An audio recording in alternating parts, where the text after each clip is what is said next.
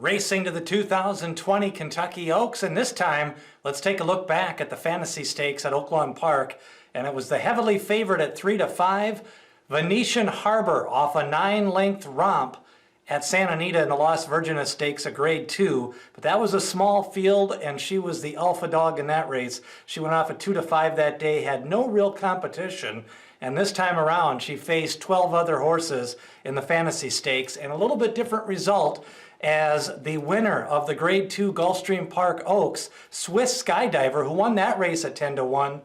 And that day, a lot of people thought she had benefited from slow fractions and nobody had went to the lead. But Swiss Skydiver proved that she was able to not only switch surfaces from Gulfstream Park to Oaklawn Park, she was able to increase her fractions and stay close enough to Venetian Harbor.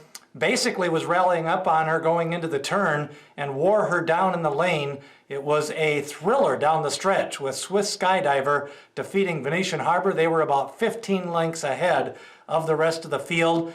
And overall, a pretty good break for Venetian Harbor. She broke well, she broke running, and she was not able to relax after she got the lead. Kind of opened up by a couple of lengths, and then slowly, as they tried to rate her a little bit, it looked like Swiss Skydiver kind of had her measured all along. That was a nice race from Brian Hernandez. He just kind of sat in that garden spot, waited till going into the turn, and I think he kind of knew he had Venetian Harbor's measure kind of measured up all the way around. Venetian Harbor had a little bit of pedigree issues coming into this race. A lot of people wondered with that Munnings pedigree if she was going to be able to stretch it out to 1 1/16 against tougher horses.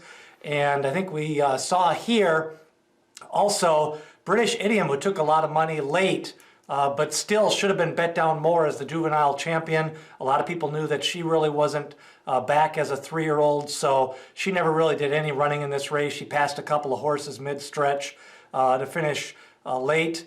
Really nobody else did much running in this race. Elta's Award had a little bit of a wide trip early, and late in the race, Swiss Skydiver with a nice gallop out after the finish line as well. And she's from the crop of Daredevil, and he's got a couple of nice runners in this crop. So Swiss Skydiver moves to the top 2 or 3 horses here in for the Kentucky Oaks that have been rescheduled for September the 4th.